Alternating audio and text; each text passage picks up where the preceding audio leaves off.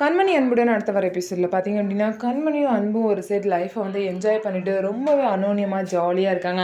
ஆனால் அவங்க ரெண்டு பேரையும் பிரிக்கிறேன்னு சொல்லிட்டு வெண்ணிலா ஒரு சைடு பிளான் போட்டுட்ருக்காங்க. ஆனால் வெண்ணிலாக்கே தெரியாமல் பார்த்தீங்க அப்படின்னா வீட்டில் உள்ள எல்லாரும் வெண்ணிலாக்கு மாப்பிள்ளையே பார்த்து வீட்டுக்கே வர வச்சுட்டாங்க. வெண்ணிலாக்கே தெரியாமல் சர்ப்ரைஸாக வந்து அந்த மாப்பிள்ளையும் வீட்டுக்கு வந்திருப்பாரு. அதுக்கப்புறம் எல்லாரும் பார்த்தீங்க அப்படின்னா பொண்ணு இன்னும் வரல, வெயிட் பண்ணுங்கன்னு சொல்லி வெயிட் பண்ணும்போது பாட்டியும் வெண்ணிலாவும் கரெக்டாக உள்ளே வருவாங்க. வெண்ணிலாக்கு வந்து ரொம்பவே ஷாக் ஆயிரும்.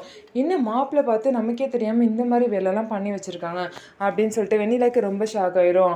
அன்பு கூட சேர்ந்து வாழணும்னு நம்ம நினச்சா, ஆனால் அந்த கண்மணி நமக்கே இந்த மாதிரி ஒரு வேலையை பண்ணி வச்சிருக்காளே அப்படின்னு சொல்லிட்டு அவங்க ஃப்ரெண்டாக இருக்கனால கண்மணியை வந்து ரொம்ப மோசமாகவும் அட்டாக் பண்ண முடியாமல் வெண்ணிலா வந்து தவிச்சிட்ருக்காங்க. வெண்ணிலாவோட ட்ரூ கலர் தெரியாமல் கண்மணியும் அவங்கள நம்பிட்டு இருக்காங்க. ஸோ இவங்க ரெண்டு பேரும் ஒருத்தர் புரிஞ்சுக்கிட்டா மட்டும்தான் ரெண்டு பேரும் விலகி இருக்க முடியும்.